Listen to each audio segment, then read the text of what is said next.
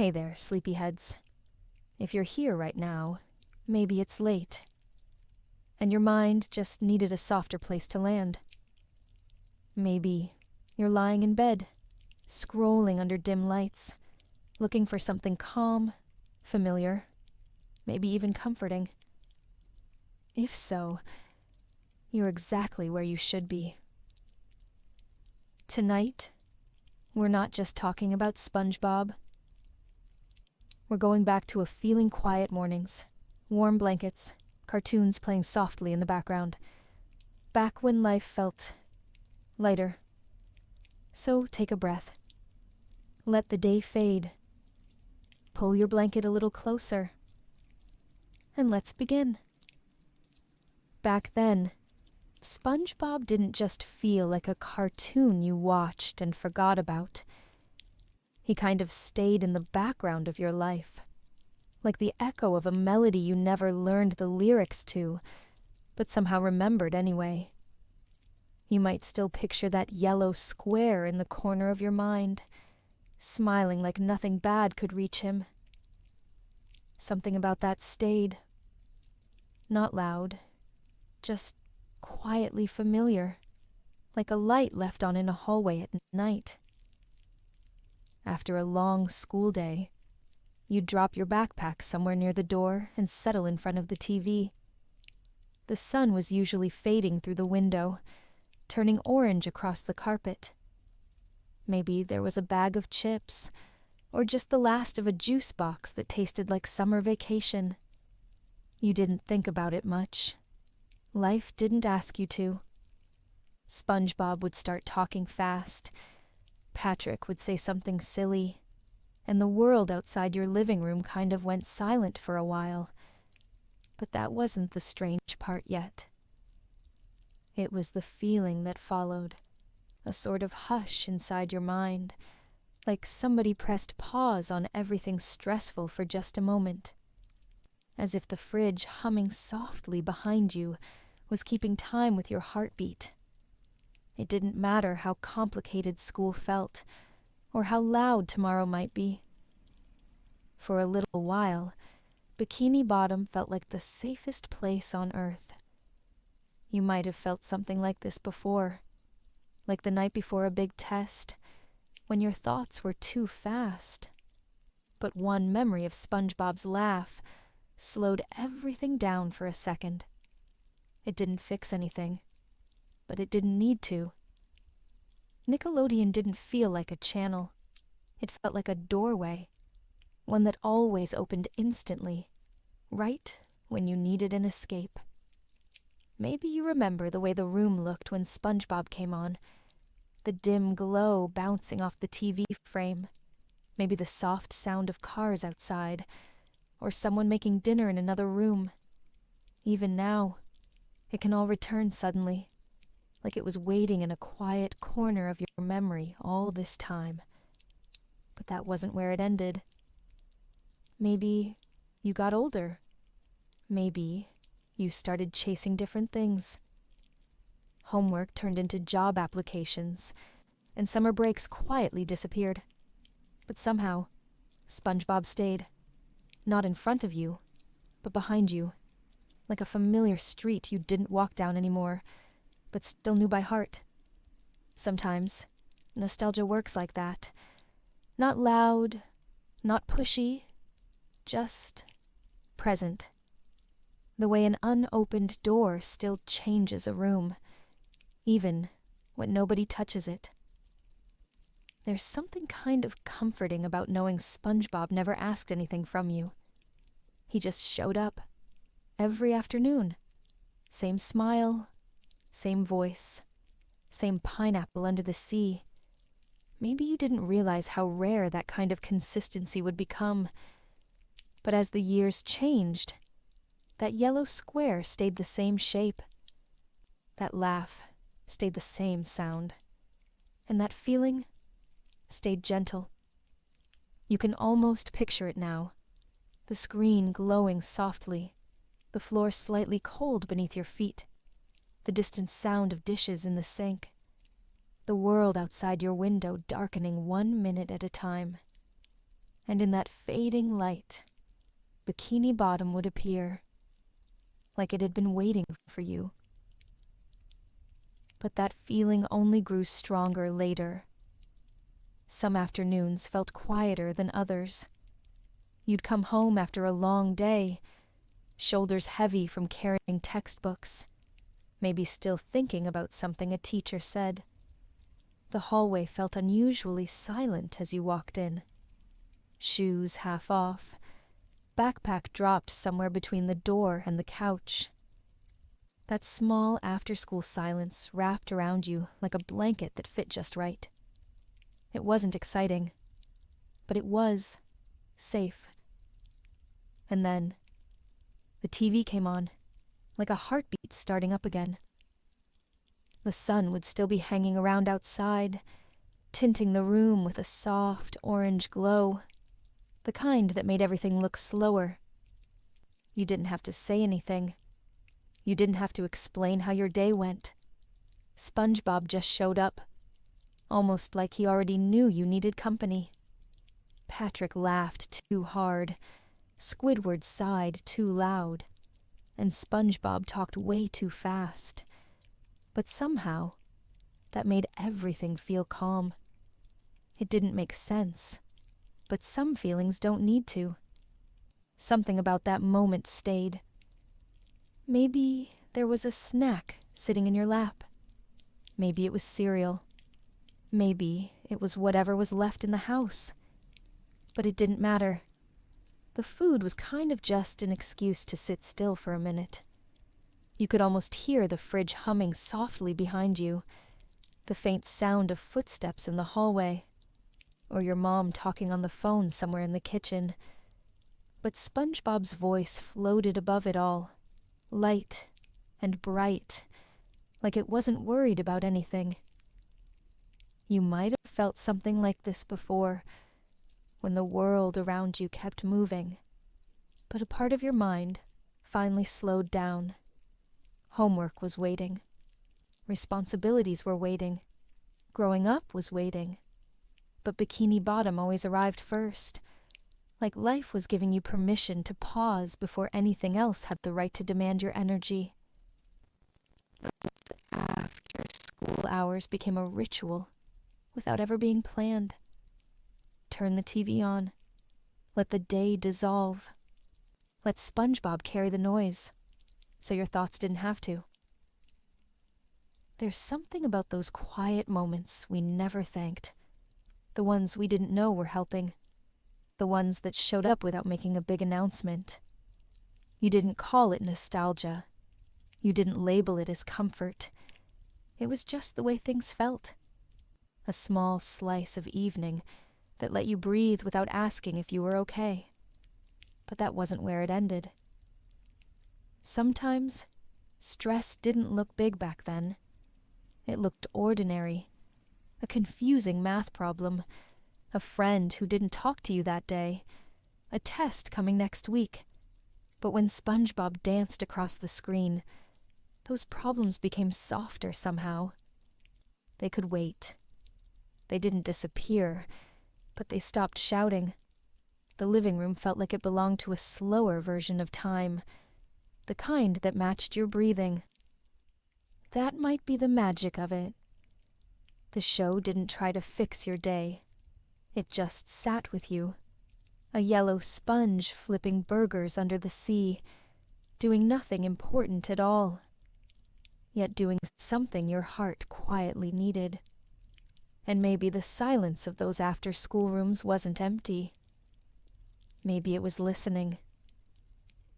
If you think back now, you might still remember how the couch felt, or how the TV glow looked against the walls as the sun finally dipped below the windows. There was peace in those in-between hours. A peace you didn't understand, but your mind held onto anyway, like it knew you'd need it later. It didn't end there. Something changed quietly afterward. Maybe part of the reason Bikini Bottom felt so safe was because it didn't try to be real. It never pretended to match our world. Instead, It offered something gentler, bright colors, silly problems, jellyfish drifting across the screen like thoughts that didn't demand answers. You kind of knew life outside the TV was louder, messier, harder to understand. But underwater, nothing rushed. Feelings didn't argue. They just floated. Something about that moment stayed. As a kid, you didn't try to analyze why it felt comforting. You just let it be what it was. But looking back now, there's this quiet understanding that begins to surface. In Bikini Bottom, stress never lasted long. Anger turned into a joke. Sadness dissolved quickly. Even arguments ended like rain showers in summertime, gone almost before they arrived. But the strange thing is, those emotions were still allowed to exist. They just didn't stay long enough to scare you. You might have felt something similar at night, lying in bed with your thoughts moving too fast. The kind of overthinking that keeps your eyes open in the dark, counting hours instead of sheep. But in SpongeBob's world, nothing ever became too heavy. Patrick forgot everything. Squidward complained about everything, and SpongeBob loved everything. In some quiet way, that balance created safety. Each character held one emotion, so you didn't have to hold them all at once. But that wasn't where it ended. Sometimes, the ocean felt like a place made for people who didn't have all the answers. A space where emotions could show up, without knocking too loudly. Maybe that's why so many overthinkers found comfort there. It was a world that welcomed confusion without turning it into chaos. Even if you were anxious, the waves in Bikini Bottom moved at their own pace, reminding your breathing to follow the same rhythm. And then there were the colors. Not dark or realistic, but soft blues, warm yellows, gentle greens. Almost like the whole place had already decided to be calm long before you arrived. You can almost picture it. The glow of the TV in a dim room, the shadows of your furniture stretching across the carpet. Maybe the distant sound of a car driving by outside. SpongeBob would say something ridiculous, and suddenly your thoughts felt a little lighter. You didn't need to understand why. Your heart already did. There's an idea that nostalgia isn't just about going back. It might be about wanting a softer version of now. Not escaping life, but wishing it moved at a gentler speed. In Bikini Bottom, failure didn't hurt for long. Success wasn't rushed, and friendships survived every misunderstanding, as if forgiveness was automatic. Those patterns created a quiet safety net, the kind the real world doesn't always provide. Something about SpongeBob's kindness felt almost brave. Not loud, just steady, like a reminder that being hopeful doesn't make you naive. It just means you haven't given up. And sometimes, that's all someone needs to hear. Especially at night. Especially when overthinking replaces silence. The ocean didn't hide problems. It just softened them. And maybe nostalgia works the same way. When life feels heavy, memory finds a moment when things made sense, even if it only lasted a few minutes. Sometimes, that's enough to get through another day. You might not remember every episode, but you remember how it felt when SpongeBob smiled at the screen, as if he was smiling at you. And even now, long after childhood ended, that feeling still swims somewhere inside your mind. Not gone, just waiting. But that feeling only grew stronger later. You might not remember every episode, but the music, that stayed. Those little Hawaiian tunes that played between scenes didn't ask for attention. They waited in the background, like quiet waves against a dock, soft ukulele chords, light percussion, that gentle sea breeze sound that never really existed, but somehow always felt real. SpongeBob could be in between jokes, or getting scolded by Squidward, and that music would wash over everything like a tide coming in slowly. Something about that moment stayed. It's strange how sound lasts longer than pictures. You might forget the plot or the dialogue, but the tune lingers somewhere behind your thoughts, the same way the whir of a fan at night becomes part of your breathing. You can close your eyes, even now, wherever you are, and almost hear it. Those cheerful notes that made everything feel harmless. You might have felt something like this before, like when a certain song plays at a grocery store, and suddenly you remember a childhood summer, without meaning to. The melodies from SpongeBob weren't loud or dramatic. They didn't tell you what to feel. They just created space for feelings to exist.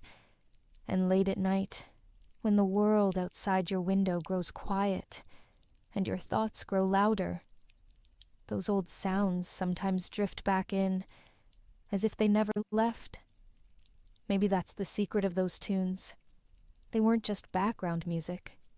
They were emotional bookmarks.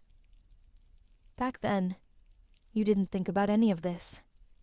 You just sat on the couch, maybe with a plate of pizza rolls or crackers, and let the music guide the mood without realizing it. That calm, tropical rhythm set the tone. Life might be weird, but it didn't have to be scary. Even when SpongeBob panicked on screen, the music said, in its own way, that everything was going to be okay. But that wasn't where it ended. Sound is memory's quiet gateway. The fridge humming, distant cars outside, a dog barking down the street. They all become part of your environment. And SpongeBob added its own layer to that soundtrack. It blended into living rooms across the country until it felt like part of childhood itself. On a hot summer day, with the air conditioner kicking on and cartoons flickering, that music became more than a tune. It became an atmosphere. Sometimes, nostalgia isn't visual. It's acoustic. It's the echo of laughter from another room during a sleepover. The faint chime of a theme song while you finished your homework at the dining table. The soft static of an older TV screen in a dimly lit bedroom, even after you turned it off. Underneath it all, SpongeBob's music played like memory's underline. The funny thing is, you didn't choose to remember those sounds. They saved themselves without asking. They waited quietly in the background of your mind, for moments when silence felt too heavy. And those moments come, especially at night, especially when sleep won't arrive on time. And when they do, sometimes that little Hawaiian melody returns. You don't hum it, you just feel it. Maybe that's why SpongeBob stayed with so many of us, not just because it was funny, but because it sounded safe. The world can feel loud now. Notifications, deadlines, endless voices. But Bikini Bottom kept a rhythm that never rushed. Those sounds were steady, familiar, almost like a heartbeat underwater. You can almost hear it now. The soft strum of a ukulele, a bubble sound effect, that breezy instrumental drifting through the speakers of a TV that might not even exist anymore. And yet, in some quiet way, it still does. But the memories didn't stop with music. Maybe SpongeBob was never just a kids' show. Maybe that's why it lingers differently now. Why it still shows up in tiny moments of memory that don't ask for explanation. The bright colors and silly voices made everything look simple. But underneath it all, There was something real. Friendship, loneliness, disappointment, hope. They were all there, tucked behind a pineapple and a laugh track. Something about that stayed. Back then, you didn't think about it this way. You just watched. You let the jokes land and the music play. But somewhere between the bubbles and the jellyfish fields, there were feelings that felt familiar, even when you didn't know their names yet.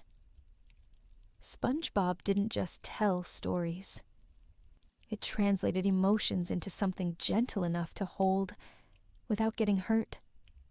You might have felt something like this before, an odd comfort you couldn't explain, only feel. When SpongeBob was excited, he didn't hide it. When Squidward was tired, he didn't hide that either. And Patrick, he floated through life without apology, never needing to be more than what he already was. Each character seemed to carry a human truth disguised as a cartoon, like someone wrapped real life in soft fabric, so we could touch it without fear. But that wasn't where it ended.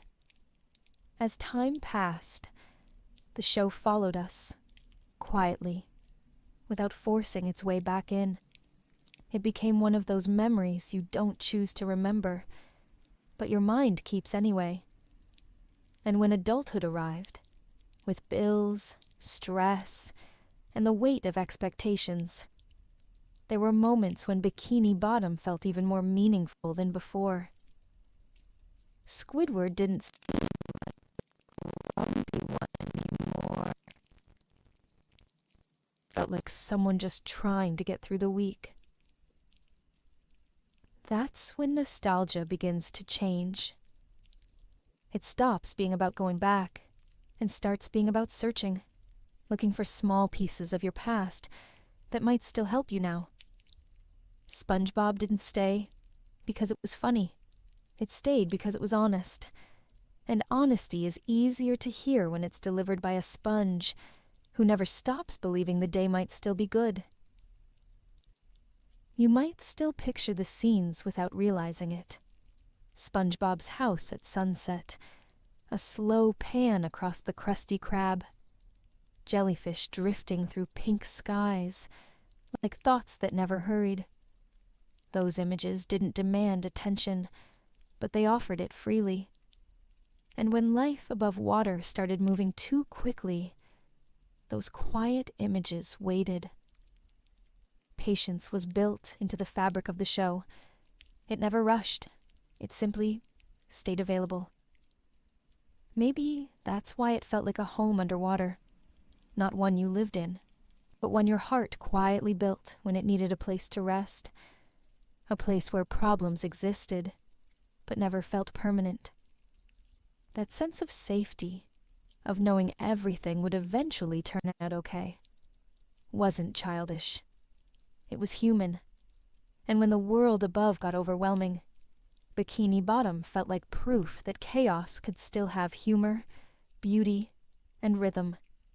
Some people say cartoons are for children, but sometimes they're for the part of adulthood that still needs permission to feel small, without feeling weak. SpongeBob gave that permission, without ever saying a word. Maybe it still does. The door to that underwater world never really closed. Maybe you just stopped visiting for a while. But if you listen quietly, especially late at night, you might notice it's still open. The lights still glow, the ocean still moves, and the characters still wait, just like they always did. Because the real story didn't end on the surface. It starts deeper, and that's where we're going next. Maybe the more we look back, the more we realize something we never noticed as kids. Those characters in Bikini Bottom weren't just funny. They felt strangely familiar, like parts of our own personality wearing costumes and pretending everything was okay. SpongeBob was optimism. Squidward was exhaustion. Patrick was the part of us that didn't worry too much, and maybe Mr. Krabs represented the anxious feeling that life might run out if we don't hold tightly enough. Something about that thought stayed. But it never felt dramatic. The show didn't try to teach psychology or explain feelings. It just let them exist the way emotions often do, side by side, bumping into each other, sometimes arguing, sometimes laughing. SpongeBob didn't analyze them. He just lived with them. Maybe that's why the emotional tone felt so comforting. It didn't try to solve anything. It allowed feelings to just be there, like neighbors in an underwater town. You might have felt something like this before, walking through life holding more than one emotion at a time, and not knowing how to name any of them. SpongeBob represented belief, the kind that wakes up early and expects the day to work out somehow. Squidward was tired before the day even started. Patrick drifted through life like time didn't fully apply to him. And Mr. Krabs, his worries were never about tomorrow. They were always about running out today. When you look at them like that, it almost feels like Bikini Bottom was less of a town and more of a personality map. But that wasn't where it ended. Kids saw a cartoon. Adults saw a reflection. The optimism, the fatigue, the innocence, the anxiety. They all lived together, sharing drives to work and showing up in one another's lives without asking permission. And maybe that's the real magic of the show. It didn't isolate feelings. It let them share the same environment, like the emotional version of living on the same street. SpongeBob made work feel fun. Squidward made boredom feel honest. Patrick made stillness feel okay. And Mr. Krabs made worry feel normal. Sometimes, at night, when thoughts grow louder and the room gets quieter, you remember those characters without trying. Not as jokes, but as feelings you've carried for years.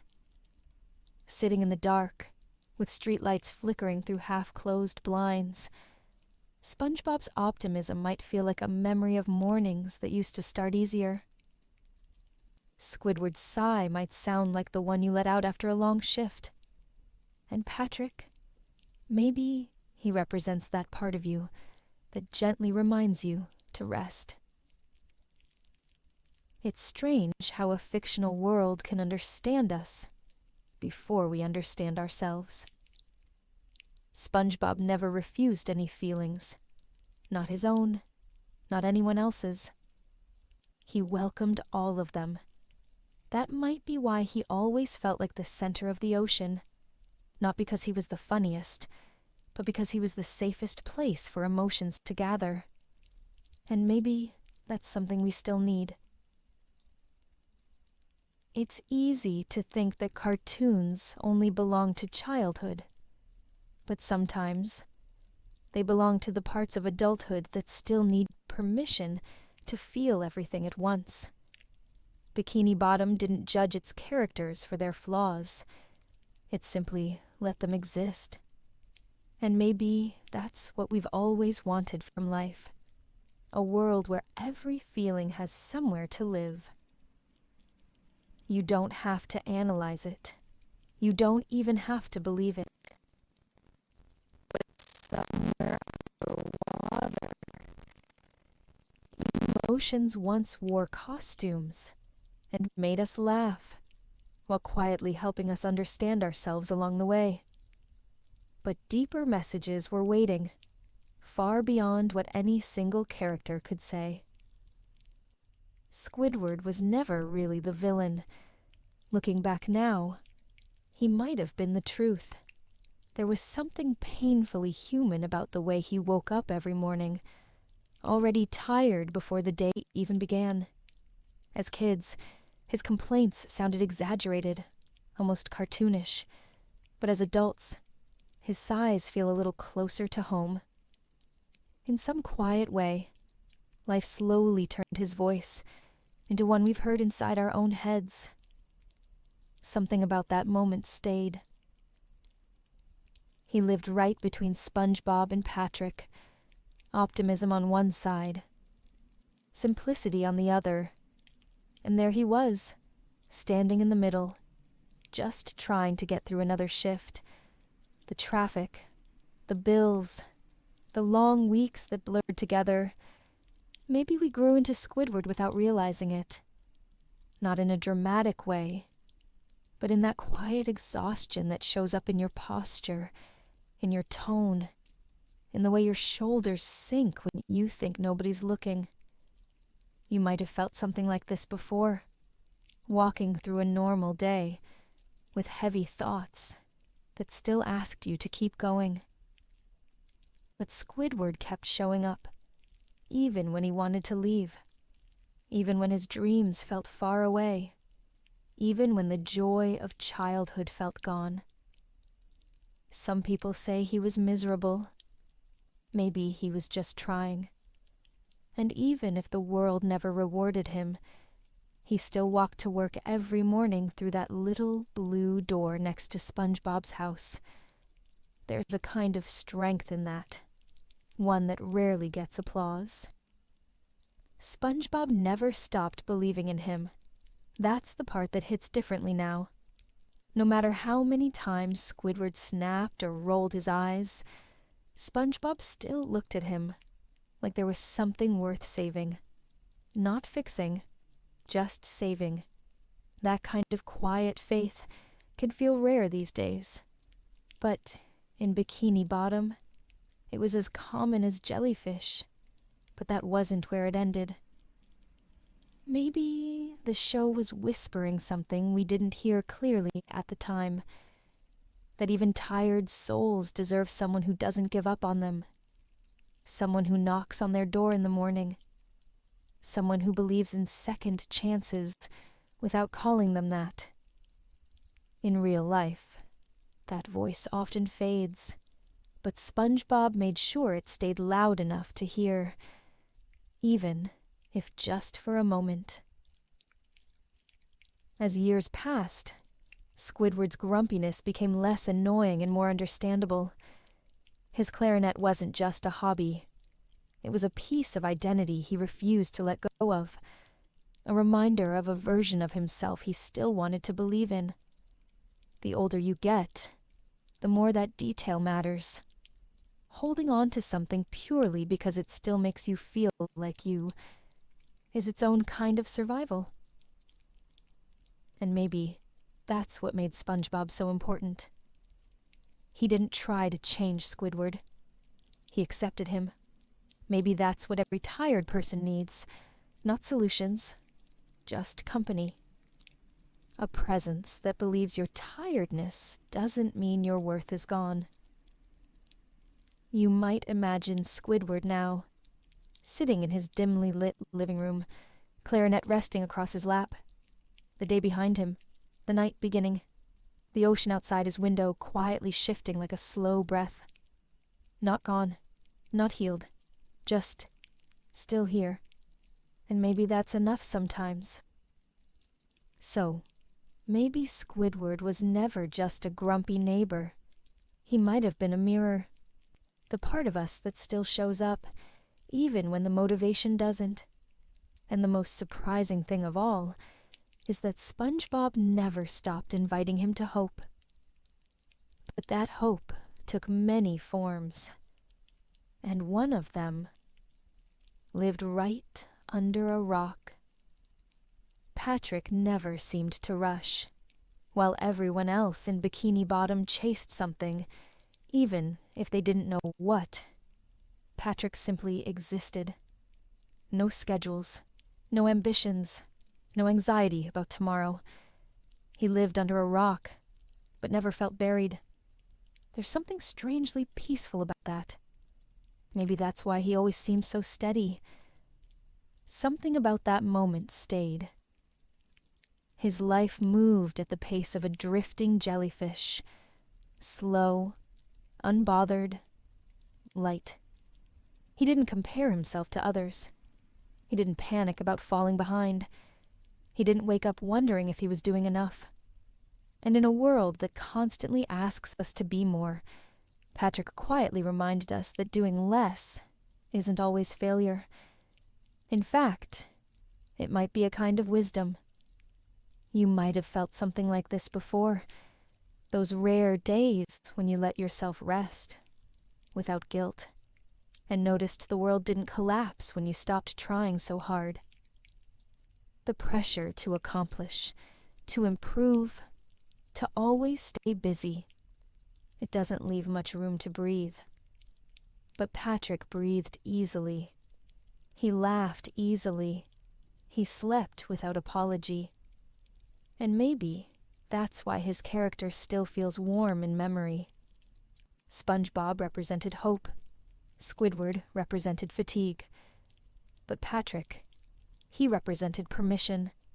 Permission to slow down without asking if it was allowed.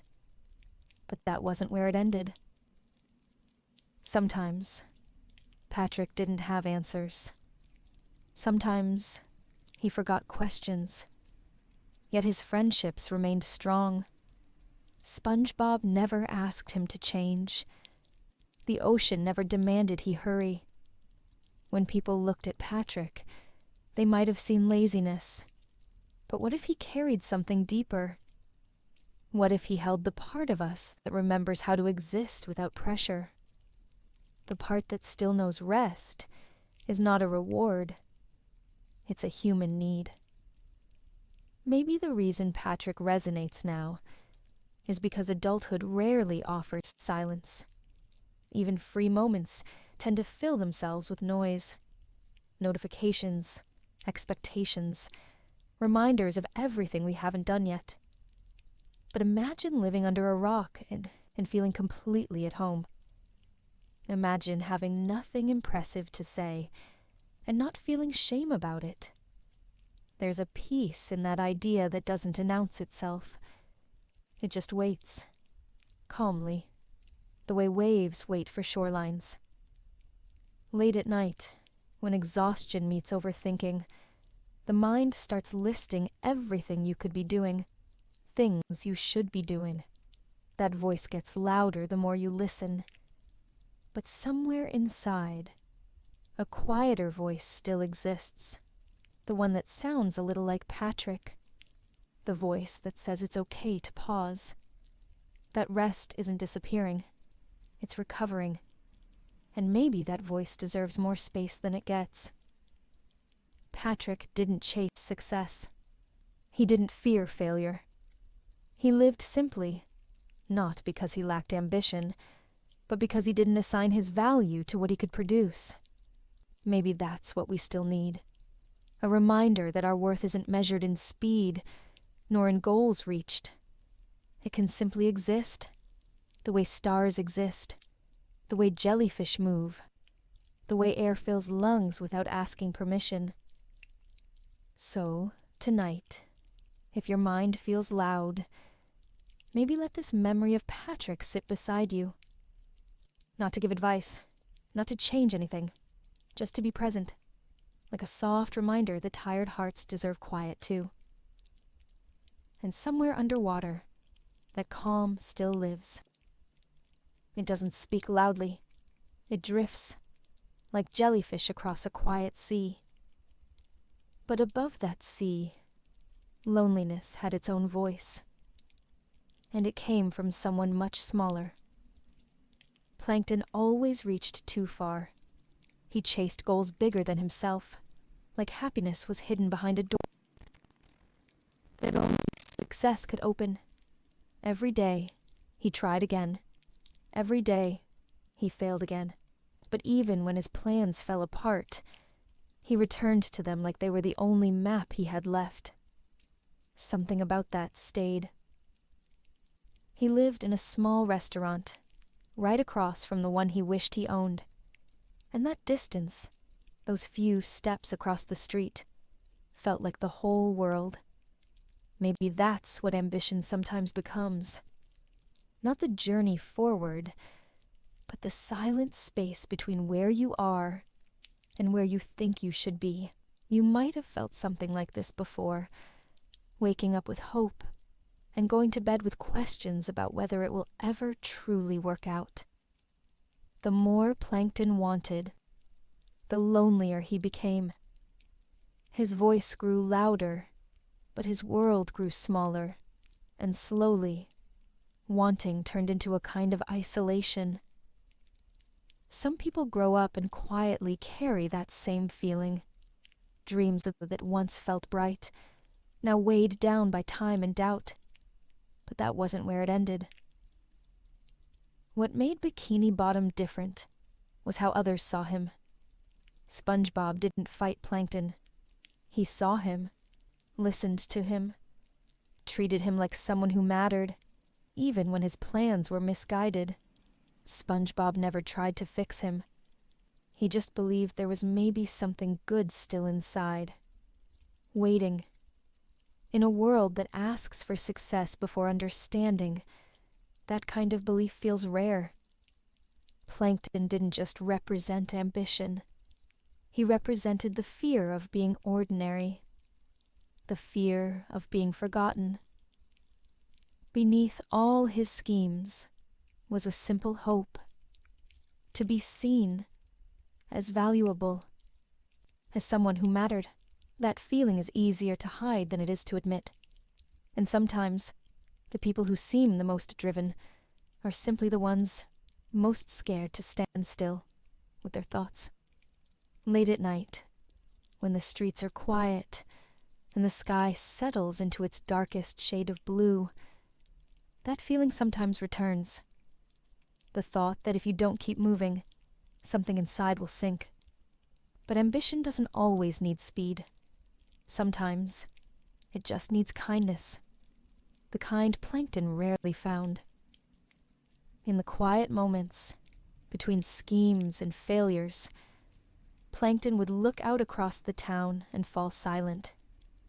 No music, no laugh track, just a small character in a large world, wondering what it would feel like to finally be enough. Many adults feel that same silence. Not visible, not winning, still trying anyway. Maybe that's what makes his story so human. He never stopped wanting, even when it hurt, even when it isolated him. And while his dreams were exaggerated for TV, the feeling behind them was real. The ache for meaning, the ache for recognition, the ache to know that being small doesn't mean you can't matter. Sometimes, people don't need solutions. They just need someone to sit beside their ambition and not judge it. SpongeBob did that, even when Plankton didn't deserve it. Even when he didn't ask for it. That quiet form of compassion might be what held Bikini Bottom together, more than anything else. So tonight, if ambition feels heavy, maybe remember this. Wanting more doesn't make you broken. Trying again doesn't make you foolish. And sometimes, loneliness isn't a sign you're on the wrong path. It's just a reminder to walk it with company. Because underneath all that effort, Plankton wasn't evil. He was just tired. Tired hearts still need a place to rest. And deep in Bikini Bottom, that place quietly existed. Looking at Bikini Bottom now, it's hard to see it as just fiction.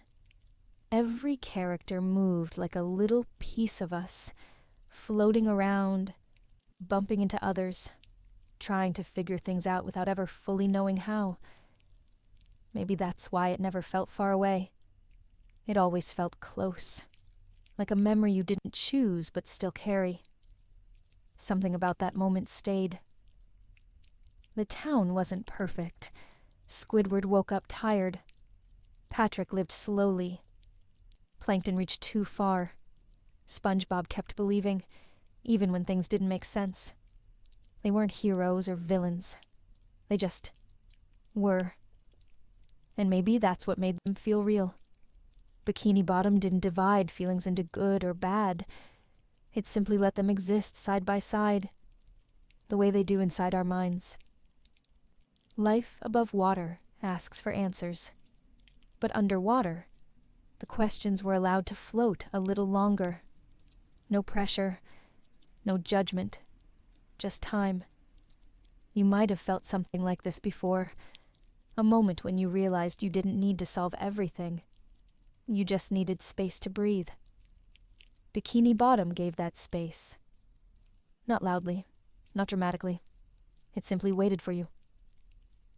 The town always looked lively, full of bright colors and strange noises, but if you watched closely, it also held quiet truths. Loneliness had a voice. Hope had footsteps. Anxiety had a cash register. Optimism wore square pants and woke up early. Even chaos felt harmless underwater, like it could swirl around you without knocking you over. Maybe that's why adults still remember it, not because it was silly, but because it was honest. The world can feel louder now, heavier than it used to, but remembering a place where problems existed without feeling permanent, that carries comfort. Bikini Bottom didn't ignore struggle. It softened it. And sometimes, softness is what survival looks like. You might picture it now. The jellyfish drifting, the soft colors of an underwater sunset, the echo of laughter fading in the distance. Maybe you remember the sound of the stove in the other room, or the fridge humming behind you as the episode played. The world was still complicated back then, but it felt kind. The show didn't offer escape. It offered company. Sometimes, cartoons don't shape childhood. They protect it. And years later, when life stretches thin and days blur together, that protection becomes memory, a reminder that gentle places once existed, and maybe still do. You just have to look deeper, or quieter. Maybe Bikini Bottom was never meant to be realistic. Maybe it was meant to be familiar. A map of emotions we'd grow into someday. A reminder that tired hearts can still show up, that hope can still laugh, that pressure can rest, and that confusion can coexist with joy. That feeling didn't fade with age. If anything, it grew clearer. You can almost imagine the town now, all of its sounds, all of its feelings, sitting quietly in the back of your mind, like a book you once loved but haven't opened in a while. But it's still there, waiting, like it always did. Because maybe the truth is simple. Bikini Bottom wasn't a place you visited. It was a place that learned how to live inside you. And deeper stories were always waiting below the surface. The Krusty Krab was never just a fast food place. It felt like a heartbeat, a steady rhythm pulsing through Bikini Bottom, always waiting, always open. It wasn't glamorous, and it didn't try to be. But SpongeBob woke up every morning excited to go there, like having a purpose. Any purpose was its own kind of joy. Something about that stayed. His daily routine was simple. Alarm clock, shoes on, spatula ready. The ocean didn't change much, and neither did the Krusty Krab. Maybe that's why it felt safe. When everything above water grew more confusing, the thought of having somewhere to be, somewhere consistent, felt like a quiet anchor. You might have felt something like this before, coming home after a long day, and feeling strangely comforted by the normal things that never change. Adults understand this differently. Stability becomes valuable. Predictability becomes something you hold on to, not because your dreams have faded, but because having a place to stand can be the first step toward moving forward. That's what the Krusty Krab represented.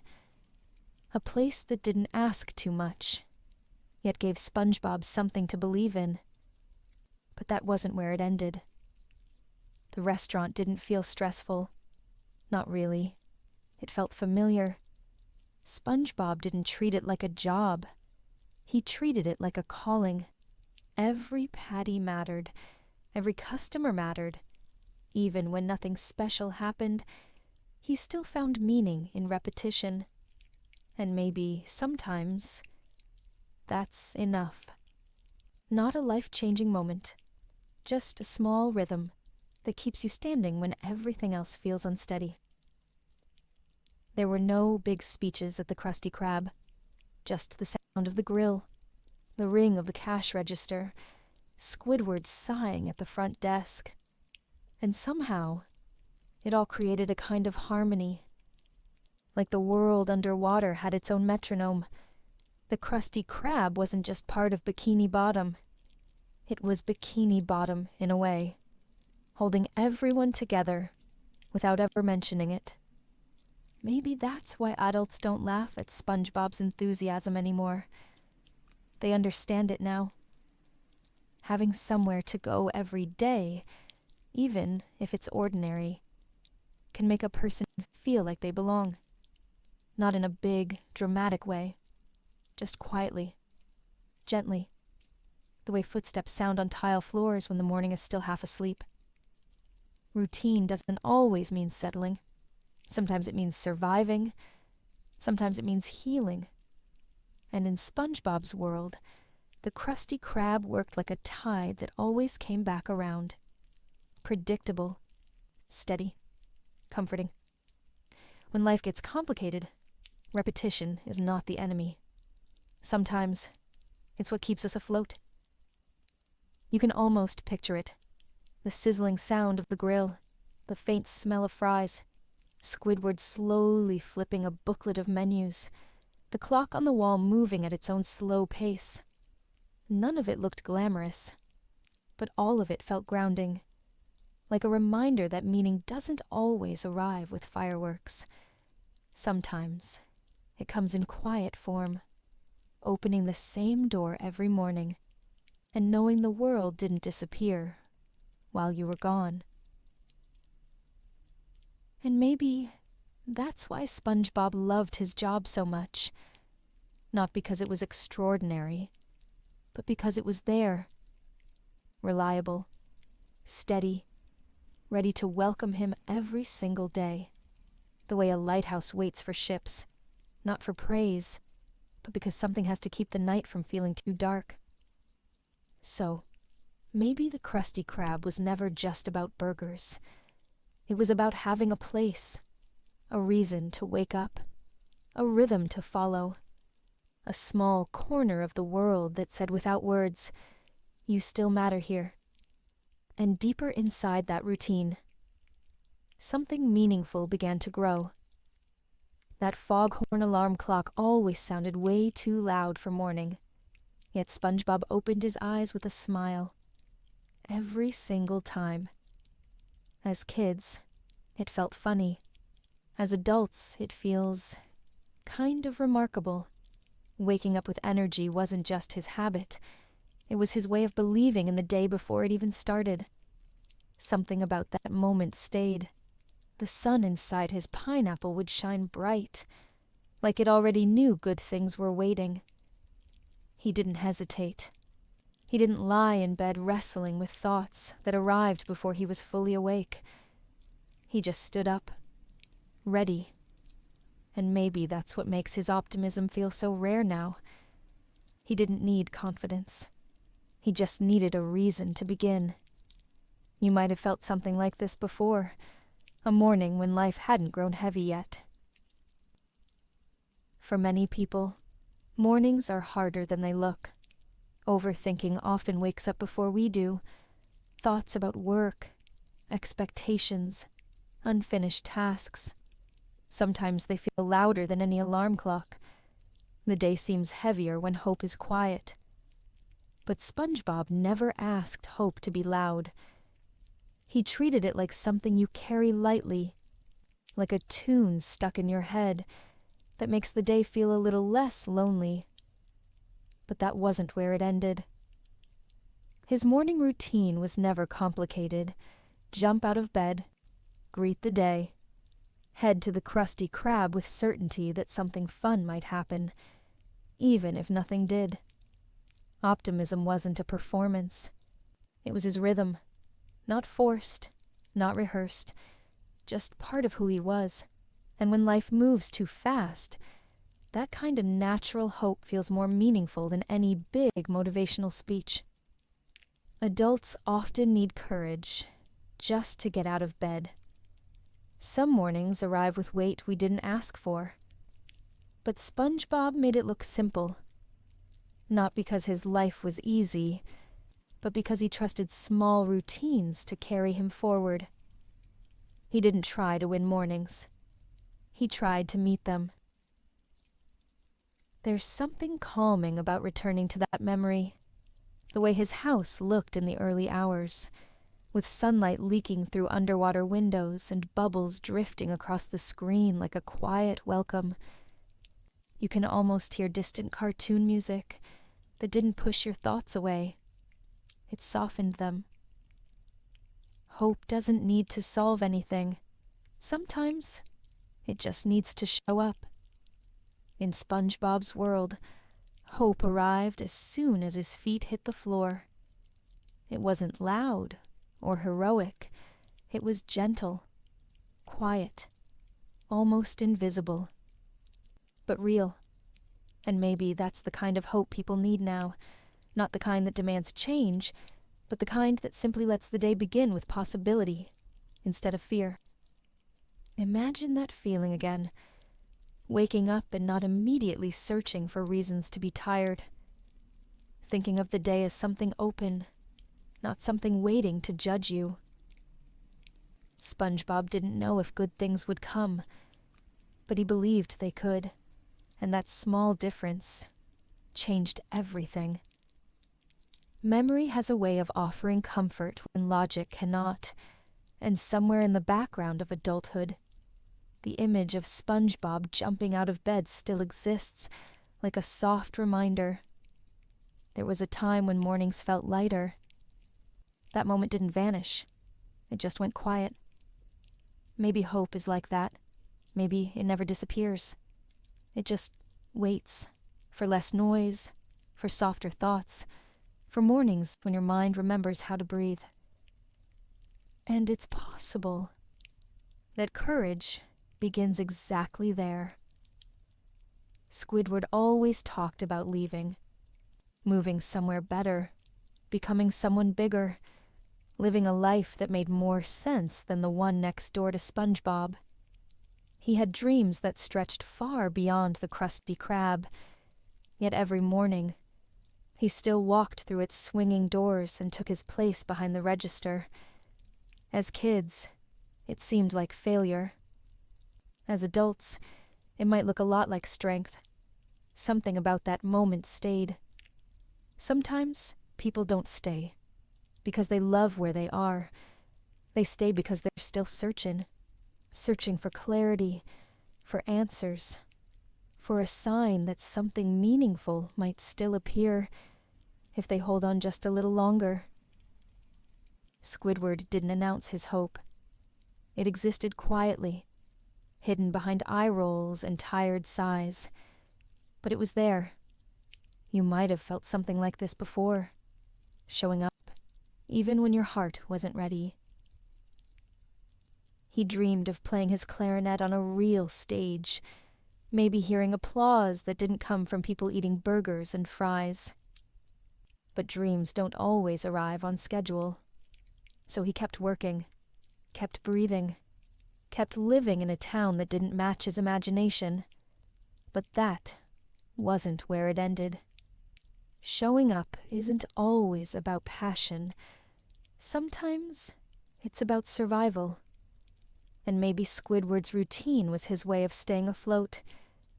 Day after day, he placed his feet on the floor, walked the same path, greeted the same faces.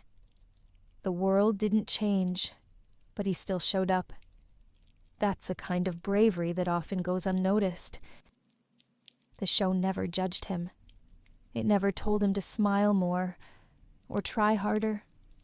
It let him exist, just as he was, and that quiet acceptance is what made him feel real. SpongeBob didn't ask Squidward to be optimistic. He just believed in him anyway. He believed tired people still mattered, that worn-out hearts could still find laughter somewhere. Maybe the show was telling us something without words, that existence alone is sometimes enough. There's a certain kind of courage that lives in routine. Not loud, not dramatic, just steady, like waking up for another shift when you're not sure what you're working toward. Like opening curtains to the same view, hoping it may look different one day. Adults know that feeling, the ache of wanting more while still holding on to what's here. You can picture Squidward now, sitting at his window in the evening, clarinet in hand, the ocean outside moving slowly, like a thought still forming. The day behind him, tomorrow ahead, a quiet space in between. Not a victory, not defeat, just a breath. Maybe that breath was the only thing keeping him going. Life often celebrates leaving, but sometimes staying is equally brave, especially when staying doesn't offer praise or certainty. Squidward wasn't weak. He was willing to wait, to search, to show up even when his heart wasn't convinced. And that kind of quiet resilience is rarely seen, but deeply felt. There's a reason adults find his character relatable now. Not because they gave up on their dreams, but because they learned that chasing them rarely looks dramatic. Sometimes it looks like holding on in small ways. Sometimes it looks like working a job that isn't perfect, while still keeping one dream alive in the back of your mind. Squidward never left Bikini Bottom, but maybe he never gave up either.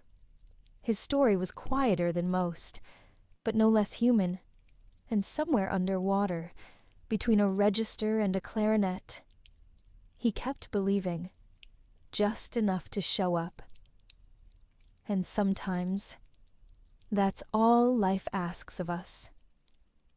SpongeBob made Krabby Patties like it was an art form. He didn't chase fame. He didn't try to be everything at once. He was just good at one thing, and somehow that was enough.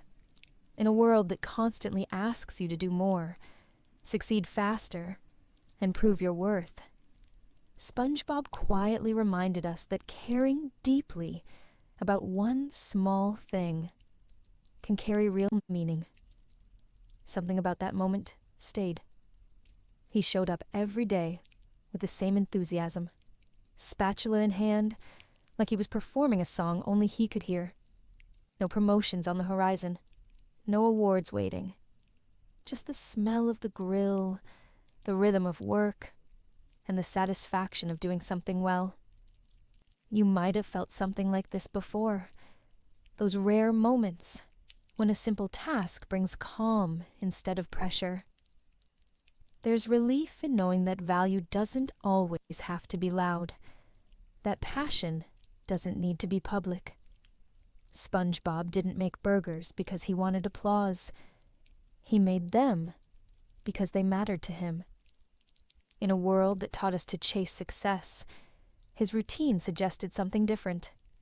Success might already live in what you're doing, if you let yourself see it. But that wasn't where it ended.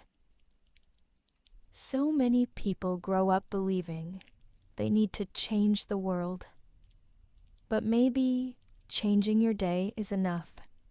Maybe doing one thing with heart, that steady, faithful rhythm, can ground you more deeply than any big dream. SpongeBob never tried to be Squidward, or Patrick, or Mr. Krabs. He stayed who he was. He stayed where he was, and he found peace inside that consistency. Sometimes the pressure to be more starts early. The school years, the college years, the job interviews, plans that stretch farther than your energy can reach. But SpongeBob never forced growth. He nurtured what he already had. And maybe that's a softer type of wisdom, the kind that doesn't ask what's next, but instead whispers, "What if this is enough?" There's a quiet kind of happiness in focusing on one purpose. Not forever, but for now.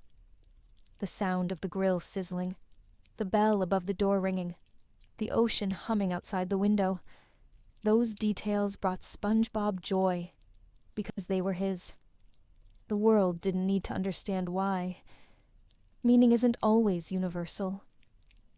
Maybe you can picture it now. The simple motions of his day. The way he placed each patty carefully on the bun. The way he greeted every customer like they were important. The way his eyes lit up when the lunch rush began. He wasn't trying to change his life. He was living it. And maybe that's what so many people crave now. Not applause, not more. Just a small rhythm that feels right. A reason to wake up. A moment to feel present. A task done with care. Enough to carry you through the day without feeling like you're falling behind. Sometimes, the most comforting thought is this: you don't need to be everything to deserve rest.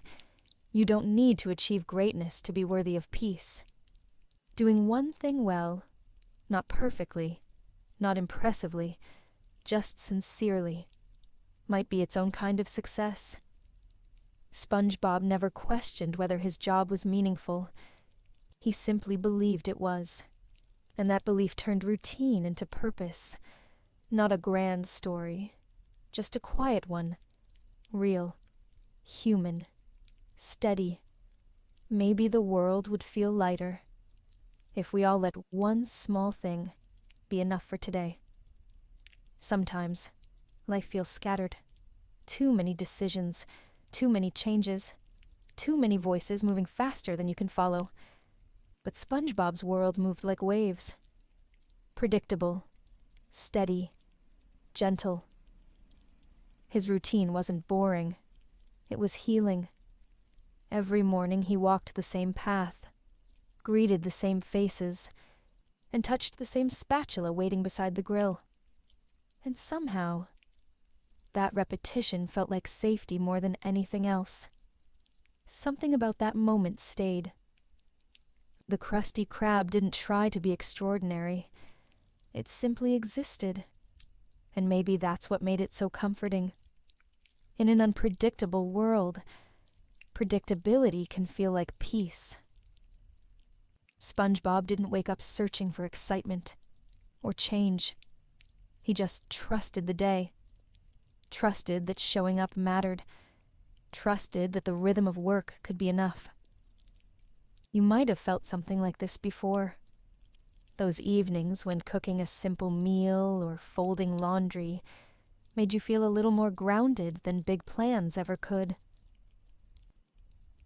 Sometimes, healing doesn't arrive in silence. It arrives in repetition. The sound of footsteps on the same floor every morning. The same coffee cup waiting in the cupboard. The same drive to work, even when traffic is slow. These patterns don't always mean stagnation. They're often the proof that you're still standing.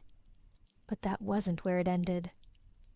Routine doesn't erase struggle, but it can soften its edges. When life feels uncertain, familiar rhythms remind us that the world hasn't fully changed, that something still makes sense. SpongeBob found comfort in details. The sizzle of the grill, Squidward's quiet sigh, Mr. Krabs counting money behind the counter. These weren't just moments. They were anchors. They made the day something he could handle. Imagine the smell of food after a long day, the kitchen light glowing softly, the fridge humming in the background. Those little cues can guide us back to ourselves, when the future feels too wide to face. Sometimes, people don't need answers. They need rhythm, a soft pace to follow when their own steps feel unsure. Maybe that's why the Krusty Krab never felt small. It felt safe. It gave SpongeBob a place to be present, a reason to move, a reason to breathe, a reason to care. And whether he knew it or not, that routine protected him, not from problems, but from feeling lost. You can almost picture it now, the underwater sky fading into evening, the restaurant lights switching off one by one. SpongeBob wipes the counter gently, humming to himself. No grand achievements behind him, no major accomplishments ahead. And yet, there is peace in the way he moves, a soft acceptance of where he is. Not forever, but for now. Maybe life doesn't always need reinvention. Maybe it just needs rhythm, a day gently connected to the next, a routine that asks only for your presence. Healing can live inside ordinary motions when we let them matter. So if the world feels loud, maybe there's comfort in the ordinary, in the way time repeats itself with patience, in the way one day can quietly support the next, in the way footsteps to work can sound like reassurance instead of obligation. Perhaps routine isn't the enemy of growth. Perhaps routine is proof that we're still strong enough to stay. And deep beneath the waves, that strength kept one world quietly alive. The ocean in SpongeBob never felt dark or dangerous. It didn't act like something to escape to. It felt more like a place to drift through. Light, colorful and open, it created a kind of distance that didn't require running away. It made space for feelings, without demanding explanations. Something about that stayed. Real life doesn't always let us pause. Responsibilities continue, conversations pile up, and our minds often stay crowded even when we're alone. But the underwater world showed a different kind of pace. Life kept moving, but more slowly.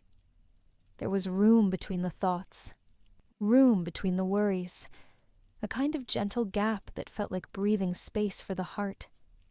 You might have felt something like this before, when your mind grows tired, but you don't want to disappear. You just want distance, soft distance.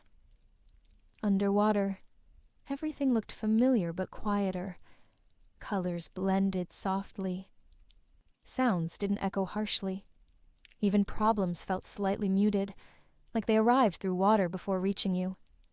That kind of emotional distance isn't isolation. It's survival. And in some quiet way, Bikini Bottom represented that. Not escape, not ignorance. Just a softer place to stand when the world felt too loud. But that wasn't where it ended. SpongeBob didn't hide from life. He embraced it, with humor, clarity, and belief. But his world didn't push him.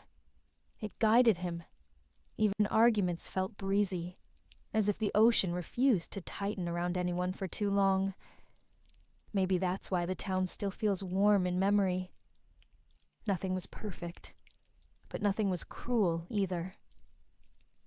Sometimes people think they need to leave everything behind to find calm, but maybe calm isn't away. Maybe it's closer than expected, like the way lying on your back and listening to distant cars can feel like floating, even when you're just in your bedroom. The fridge hums behind you, light from the TV flickers across the wall, and for a moment, the world slows just enough to let you breathe. The ocean can exist in places like that, in stillness, in background sound, in a single memory that offers room to rest. Bikini Bottom wasn't a retreat for SpongeBob. It was home, a steady rhythm, a place where feelings could exist without drowning. That feeling still lives inside many of us. Not loud, but present. Not gone, but waiting. If you close your eyes, you might picture the town underwater. The quiet buildings, the drifting sand, the jellyfish moving like thoughts that don't rush anymore. And somewhere within that calm, there's permission to take a breath. Not a deep one, not a brave one, just a normal breath. The kind that arrives naturally when the mind isn't fighting to survive. Maybe that's what the ocean truly represented, a state of mind. The kind where pressure loosens its grip, where expectations step back a few paces, where thoughts slow enough to finally let feelings catch up. Not an escape, just a softer rhythm, a reminder that life doesn't always need to accelerate. It can drift, it can float. The underwater world didn't fix anything. It simply gave every moment space to exist. And when we look back now, as adults searching for peace in a busy world, that space becomes something valuable, something protective, something deeply human. So, maybe calm isn't far away.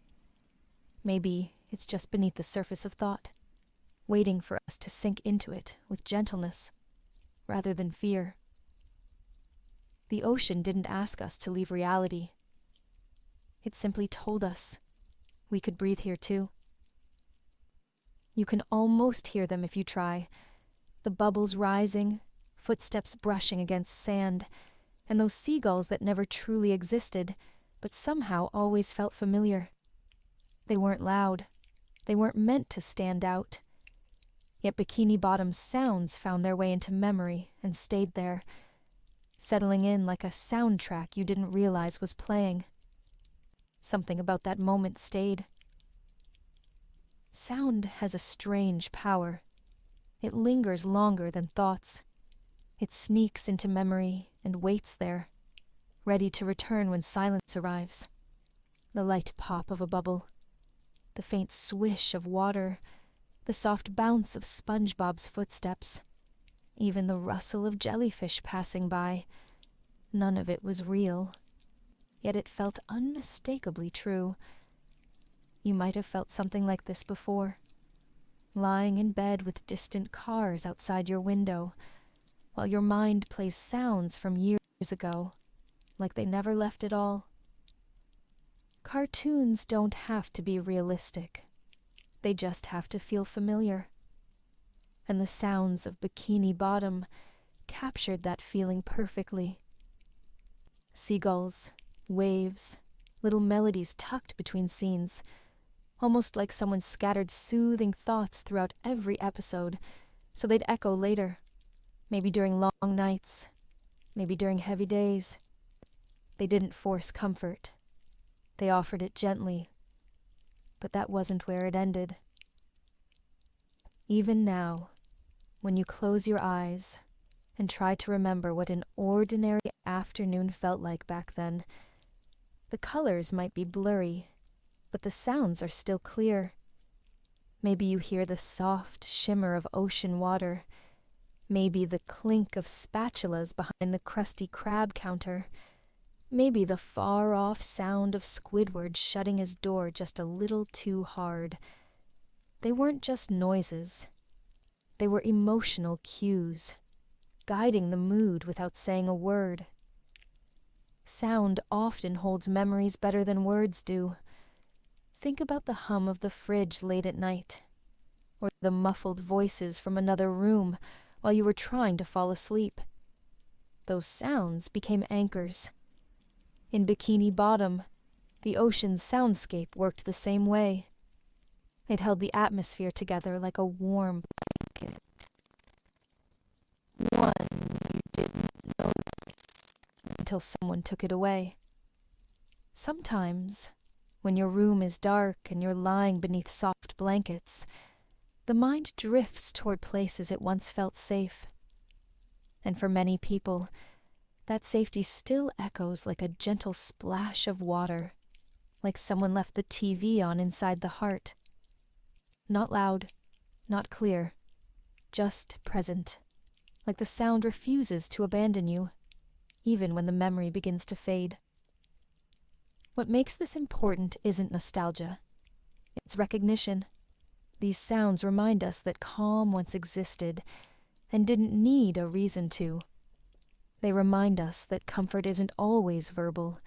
It can be environmental, rhythmic, felt. Bikini Bottom created that rhythm without trying. And somehow, your mind kept it. You might imagine it now. The bubbles floating upward, the sky blue tones of the sea, the soft noise of waves rolling past the edges of town. Even Squidward's clarinet, slightly off-key, carried an emotional honesty that felt strangely soothing. No perfection, just presence. These sounds aren't just memory. They're gentle proof that some parts of childhood were safe, not because life was perfect back then, but because certain feelings were protected inside sound. And sound, unlike memory, doesn't always fade. It waits. So tonight, if thoughts grow too loud, maybe let those underwater sounds drift in again. Let them take their time. Let them soften the edges. Because sometimes, healing starts with just listening. Underwater, emotions didn't rush. Bikini Bottom moved slowly, like feelings were allowed to arrive on their own time. Anger didn't explode. It trickled in. Sadness didn't sink anyone. It floated gently, like a jellyfish gliding across quiet water. Joy didn't demand attention. It bubbled and drifted, playful and patient. Something about that stayed. In real life, feelings often collide. We wake up already overwhelmed. Thoughts stack up before breakfast. Stress arrives early and stays late. But underwater, nothing seemed to force its way in. There was time, space, breathing room. Every character carried emotions differently, yet the ocean gave each one space to exist, without judgment. You might have felt something like this before, wanting to feel your emotions, but not wanting them to swallow you. Underwater, that balance existed naturally. SpongeBob never fought his feelings. He welcomed them, even the confusing ones. Squidward showed frustration, but the water softened its edges. Patrick drifted through life at a slow pace, reminding us that stillness can be honest. Even Plankton's ambition was given room to unfold, failure after failure, without harshness. They were all allowed to exist emotionally, together, imperfectly, like a chorus of feelings that never needed to shout. But that wasn't where it ended. Maybe that's why the ocean felt healing. It didn't silence feelings. It accepted them, even the uncomfortable ones. Real life tells us to move on, get over it, push through. But sometimes, feelings need time to breathe before they can fade. Bikini Bottom understood that. It let emotions drift instead of demanding explanations. Imagine lying underwater, not deep enough to drown, just deep enough to hear the world above become muffled. Voices sound softer. The pressure on your mind begins to lift. And in that quiet space, feelings become easier to hold, not solve, just hold. At night, when overthinking appears like an unexpected tide, that underwater rhythm feels especially important. The ocean in SpongeBob wasn't a hiding place, it was a gentle mirror, showing that emotions aren't mistakes. They're signals, not warnings. Just reminders that something is trying to be heard. You might picture the jellyfish floating across the sky of Bikini Bottom. They never rushed, They never seemed afraid of their directionlessness. They simply drifted. That image alone can slow the heartbeat, can ease the mind, can make sadness feel less like a weight and more like a passing cloud. People don't always need solutions. Sometimes they need space to feel, to let their thoughts find the surface slowly, without pressure. That's what the ocean offered. A language of patience, a rhythm of acceptance. Maybe that's why SpongeBob never felt overwhelming. The show didn't try to fix feelings. It simply let them exist, allowed them to appear on screen, like familiar visitors instead of unwelcome guests. And in that quiet acceptance, something healing began. If you listen closely now, you might still sense that oceanic calm, the gentle invitation to feel without being consumed, to let sadness hover instead of collapse, to let joy exist even when it's small, to let confusion live without demanding clarity right away. Sometimes the mind just needs permission to drift, like bubbles rising slowly to the surface, not racing, just moving at their own pace. And maybe that's what people need most before sleep. Not answers, just room. Because underwater, even heavy feelings learned how to float. And somewhere in that calm, the next emotion quietly waited its turn. There's something strangely powerful about the colors we remember from childhood. They don't fade the way faces or dates do. They linger, bright, gentle, stubbornly warm.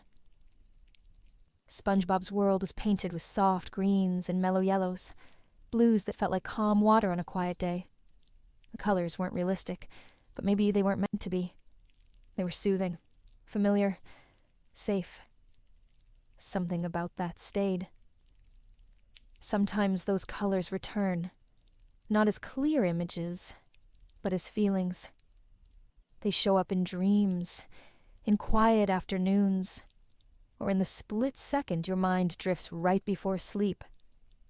A shade of yellow might remind you of summer mornings with cereal and cartoons. A soft blue might bring back the sound of distant conversations from another room.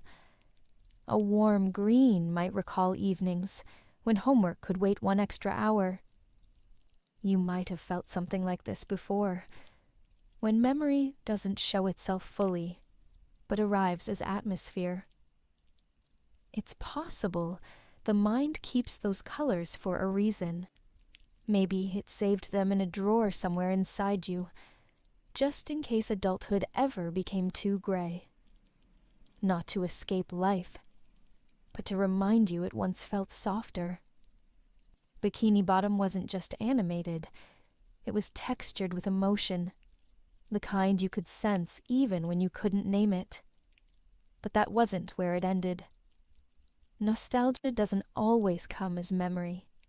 Sometimes it arrives as color. A flash of orange in a sunset, a pastel tone in a dream, or even the light inside an old fast food restaurant that reminds you of your childhood living room. The past might not appear clearly, but its feeling can paint the world around you when you least expect it. SpongeBob's colors shaped the mood of his world. Every episode felt slightly sunlit, like the ocean had been tinted with hope. Even sadness looked softer there. Even frustration had gentle undertones. And maybe that visual language taught us something. Feelings don't need perfect clarity to matter. They just need space.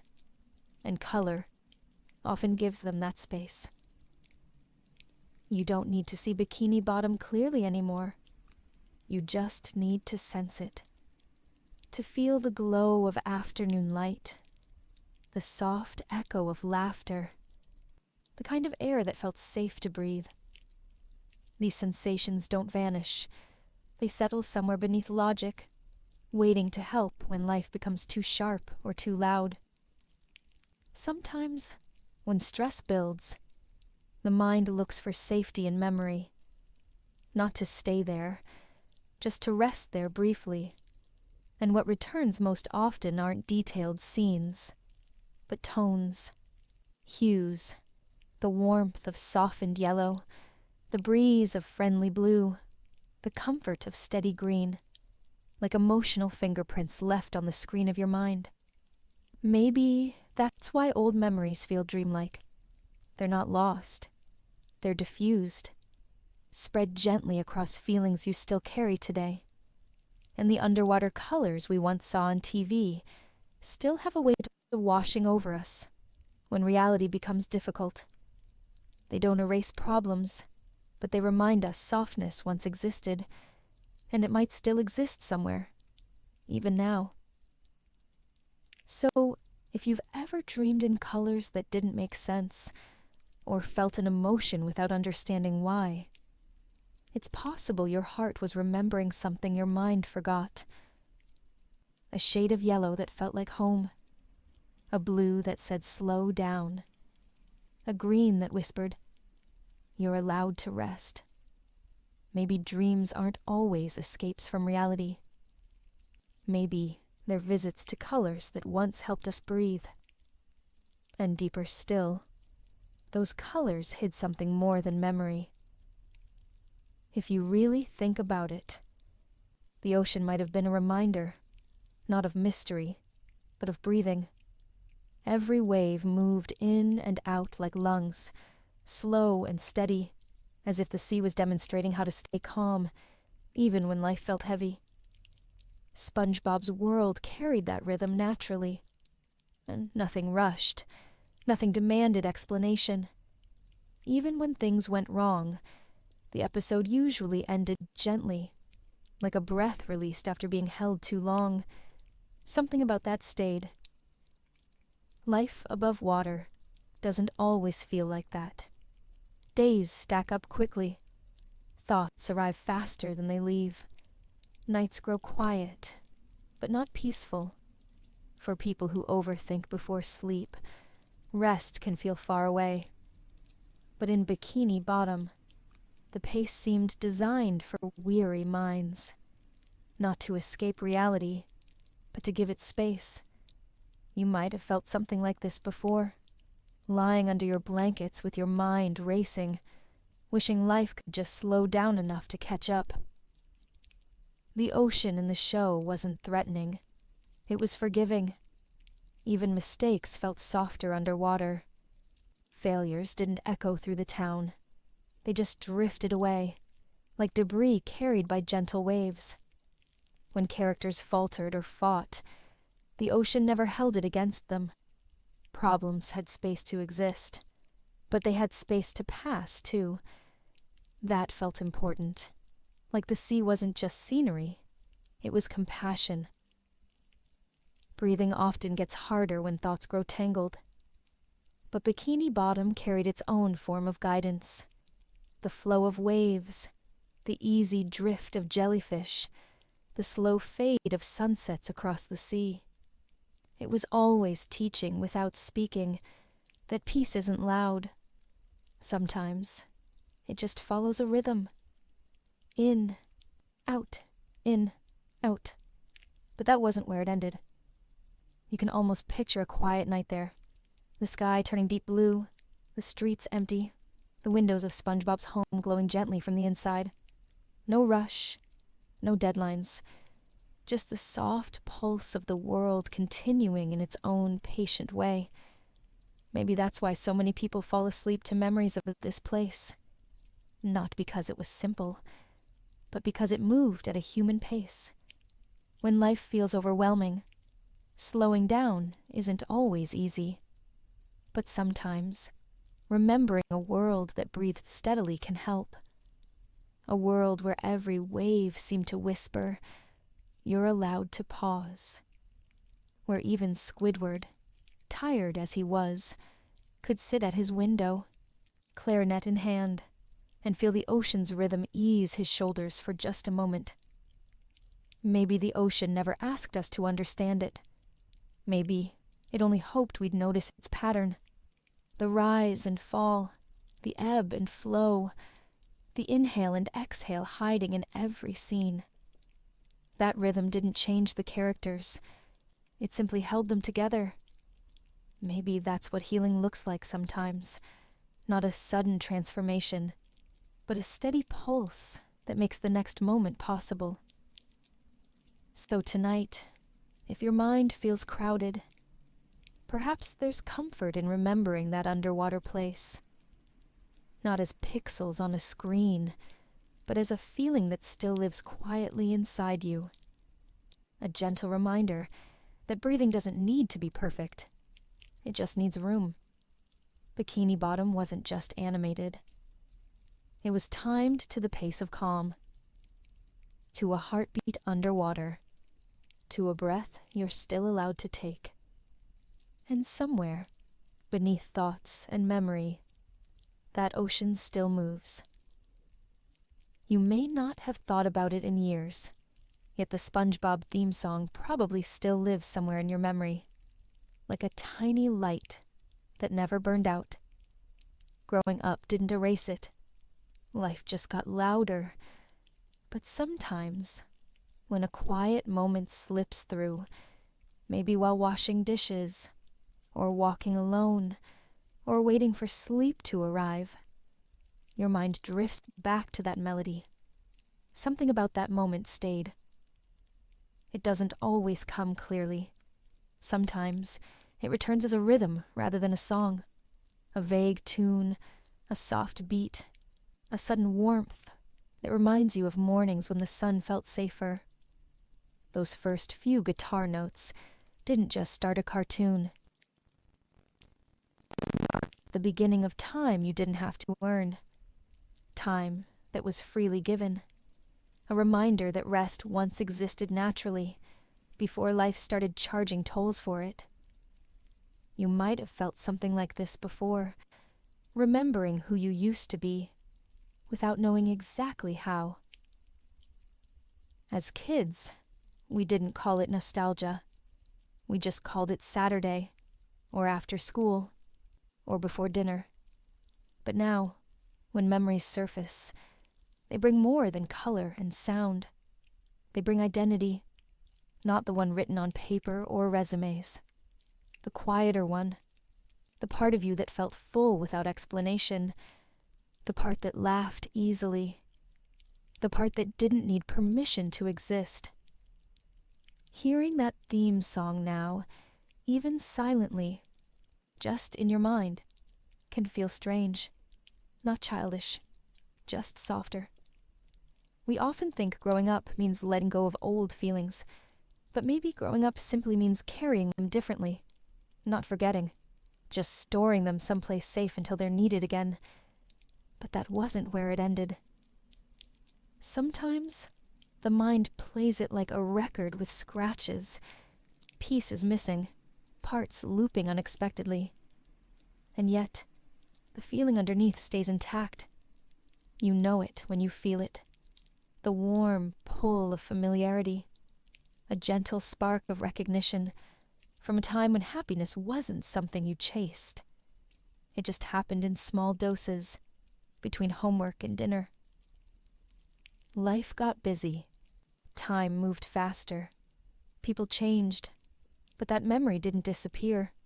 It waited for silence. It waited for you to slow down enough to hear it again. That's the thing about childhood themes. They don't fade because they were catchy. They stay because they carried comfort. Maybe that's what reconnecting with your younger self looks like. Not reliving the past, not pretending things were perfect back then, just acknowledging that there was once a version of you who believed in mornings, who didn't feel behind, who didn't panic over pauses. Maybe that version still exists, not gone, just quieter. Tonight, as the room grows dim and the world outside your window slows with you, it's possible to hear it again. Not with your ears, but with memory. The faint echo of the theme song, the laughter from the TV, the glow across the carpet, all reminding you that you were once someone who felt joy easily. And that person didn't disappear. They simply learned to wait for peaceful moments. The theme song wasn't just music. It was a reminder. A soft voice saying, "You're still allowed to feel light." And even now, that voice hasn't stopped playing. Cartoons don't say goodbye the way real life does. There's no ceremony, no countdown, no clear signal that something is ending. One episode finishes. Before you can even think about it, another show starts playing. No pause, no goodbye. And somehow, that feels familiar. Life often ends parts of itself the same way. People drift. Places change. Feelings fade. Not always with closure, just with silence. Something about that moment stayed. As kids, we didn't notice when the final episode played. We just moved forward, believing something new would follow. But growing up shows us endings don't always come with new beginnings ready to step in. Sometimes there's just space, quiet, and unanswered. And that's the part many people struggle with. The in-between, the hallway between what was and what might be. You might have felt something like this before, coming to the end of something without knowing how to say farewell. SpongeBob never taught us to say goodbye. But maybe that was the lesson, that not every chapter needs closure. Some memories are preserved best when untouched, like a childhood bedroom, left the same long after someone grows up, not because you expect them to return, but because letting it stay feels kinder than packing it away. But that wasn't where it ended. Maybe that's why nostalgia can feel bittersweet. It isn't asking for a comeback. It's simply reminding you that what mattered, mattered. SpongeBob never said goodbye to jellyfishing adventures or afternoons at the Krusty Krab. He just lived them, fully, honestly, and let time move on without resisting it. That quiet acceptance offers something rare, permission to let the past stay precious, without forcing it to become something more. Endings don't always need conversation. Some require silence. Some need only memory. And memory, when left undisturbed, can stay beautifully intact, like a peaceful room nobody enters but everyone remembers. The mind keeps these spaces for when we need comfort more than answers. They show up in dreams, in sudden sense, in certain songs that bring a moment back before logic can stop it. There's something gentle in that kind of persistence. It says, you don't need to revisit everything to honor it. You don't need to reopen old doors to know what was behind them mattered. Sometimes it's enough to simply let them stay closed and respect what once lived there. SpongeBob didn't reach for every memory. He didn't chase closure. He just kept moving forward, knowing that everything he loved still existed, somewhere, somehow, inside the ocean of time. That kind of trust is rare, but maybe it's something we can learn. When life changes, when someone walks away, or a routine quietly ends, it doesn't always ask for a speech. Sometimes, the most compassionate goodbye is the one spoken without words. A soft nod, a quiet thank you, a final moment held gently in the mind before letting it float. So if you ever find yourself holding on to an ending, unsure how to release it, maybe remember this. Cartoons move on effortlessly, not because they feel nothing, but because they trust the feelings will follow them. They trust memory will take care of what no longer needs to be lived. Goodbyes don't need volume. They only need grace. And sometimes, the softest endings last the longest. Sometimes nostalgia isn't about going back. It might simply be about finding a softer place inside the present, a way to breathe when life feels tight around the edges. Maybe that's why memories return at night, like old friends who don't knock before entering. They don't come to pull you backward. They come to hold space when the moment you're in feels too small. Something about that moment stayed. When the mind grows crowded and thoughts begin to stack, nostalgia can arrive like oxygen. Not a distraction, not a fantasy, just relief. A reminder that you once felt safe. And maybe, even now, safety is still possible. You might have felt something like this before, lying awake, replaying scenes that aren't happening anymore, but still manage to steady your breathing. That doesn't make nostalgia weakness. It makes it human. In SpongeBob's world, nothing was perfect, but everything felt honest. Characters didn't hide their feelings. They lived them, even when messy. That's what made Bikini Bottom comforting. It wasn't perfect. It simply made room for tired hearts. But that wasn't where it ended. Nostalgia often gets misunderstood. Some see it as escape, or as longing for what's gone. But maybe it's not about distance. Maybe it's about proximity, to a feeling, to a rhythm, to a part of ourselves we still need. Memory doesn't always ask to be relived. Sometimes, it only asks to be felt, like the faint echo of cartoon laughter drifting through your thoughts, arriving just long enough to remind you that your heart once rested, without fear. When stress builds, people search for air. And sometimes, air looks like childhood afternoons with snacks and cartoons. Sometimes it sounds like SpongeBob's laugh. Sometimes it smells like summer mornings with cereal bowls and sunlight stretching across the floor. These aren't escapes. They're reminders, proof that peace existed, proof that it might still exist again. Maybe nostalgia is just another way of breathing.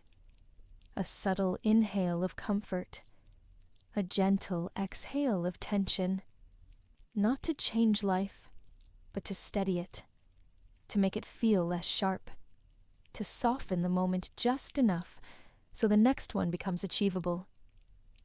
And in the quiet between thoughts, when streetlights flicker through half-closed blinds, and the night finally grows tired, you might notice how memory doesn't erase pain. It simply makes room beside it. It sits with you. It doesn't offer answers. It just stays, the way good friends do. SpongeBob's underwater world didn't try to solve every problem. It simply held them lightly, as if to say feelings weren't mistakes. They were tides, coming and going, rising and falling. That rhythm became familiar, like breathing.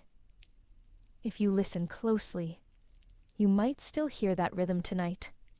Not loud, just present, like waves brushing the shore of your mind.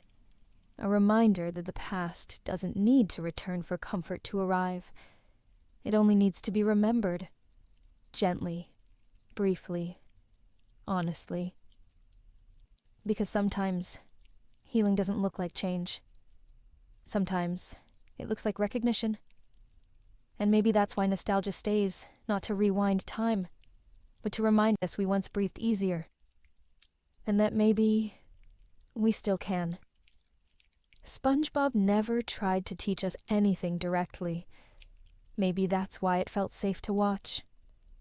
There were no lectures, no big speeches, no moment where a character turned to the camera and explained the moral of the story. The show just lived, quietly, honestly, and that was enough. Something about that moment stayed. the lessons appeared the way real life often does. Through repetition, mistakes, tiny victories, and brief flashes of joy. SpongeBob didn't speak about kindness. He practiced it. Squidward didn't talk about exhaustion. He carried it. Patrick didn't preach about simplicity. He embodied it. The show felt less like a classroom and more like a couch, with a friend sitting beside you, sharing silence when words didn't come easily. You might have felt something like this before, sensing someone understood you without needing to explain a thing. Maybe that's why we trusted it. The world often tries to teach loudly, but SpongeBob taught through presence. No instructions, no judgment, just characters doing their best in a strange underwater town. Failing, trying, laughing, trying again. But that wasn't where it ended. The beauty of Bikini Bottom was how lessons appeared accidentally. A failed jellyfishing trip turned into a reminder that effort matters, even when the outcome doesn't. A simple shift at the Krusty Krab showed that work can be meaningful without being perfect. And every time SpongeBob woke up early to greet the day, he reminded us that hope doesn't always shout. It sometimes begins quietly in the morning light, when nobody's watching. These weren't rules. They were moments, and moments tend to stick longer than instructions.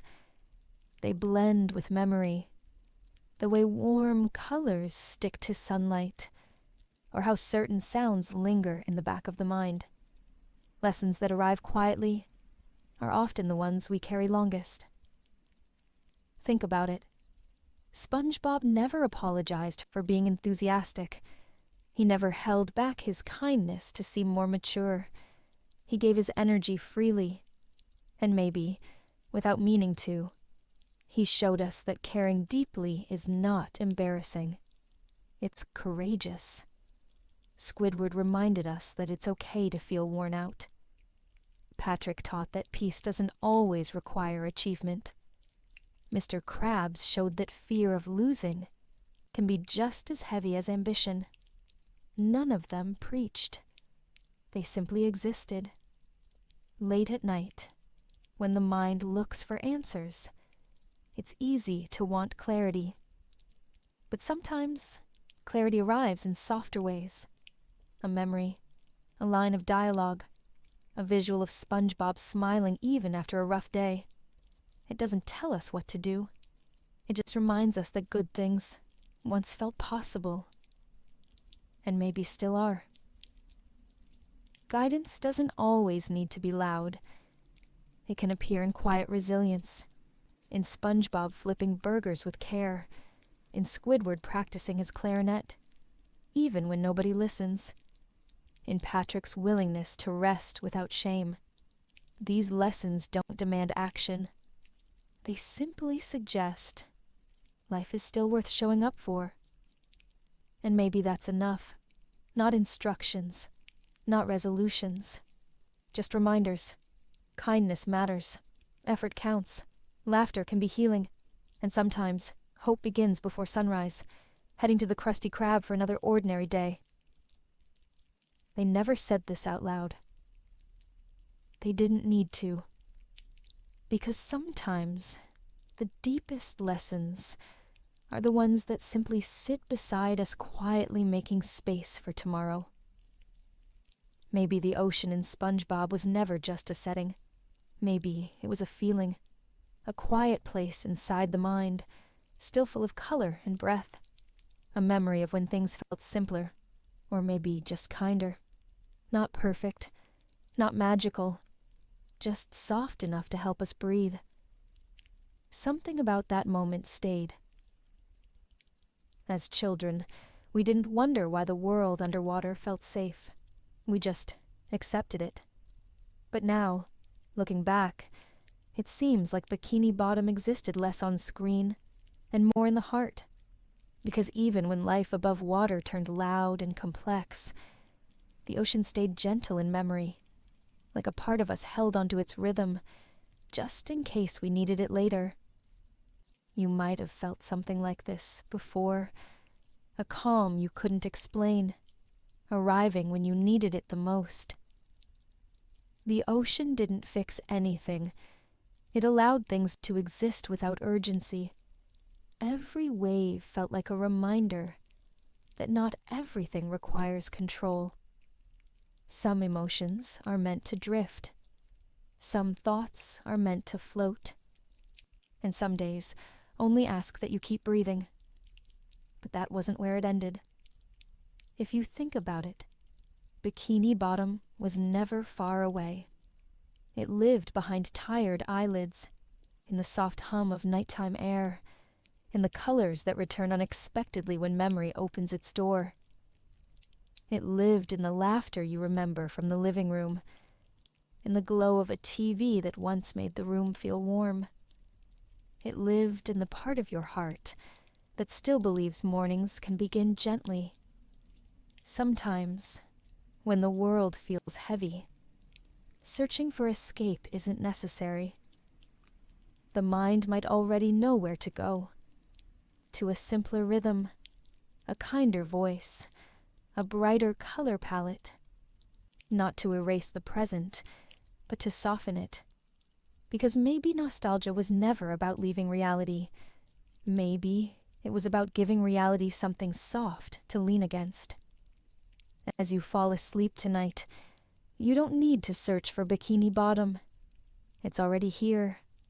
Not in the past, but in your ability to remember that hope once spoke clearly, that laughter once arrived easily, that rest once felt natural. These things weren't lost. They just grew quieter, waiting for moments like this, when silence finally returns. The ocean was never about distance. It was about breath. And if you listen quietly enough, you might feel that same rhythm now. Slow, steady, forgiving. Like the heart remembering how to move at a pace that doesn't hurt. Maybe that's what SpongeBob really offered. Not lessons, not nostalgia, just permission. To feel small without fear. To wake without dread, to exist without explanation. A gentle truth hidden beneath the surface. The ocean was always inside us. And it still is. So if tonight feels heavy, let it drift. Let it soften. Let it move like water that never stops returning to shore. You don't need to solve everything before you rest. You only need to breathe. And breathing doesn't require strength. Only space. And maybe that ocean has been holding space for you all along. Maybe we'll never find every lost episode. But maybe we don't need to. Some memories weren't meant to be proven.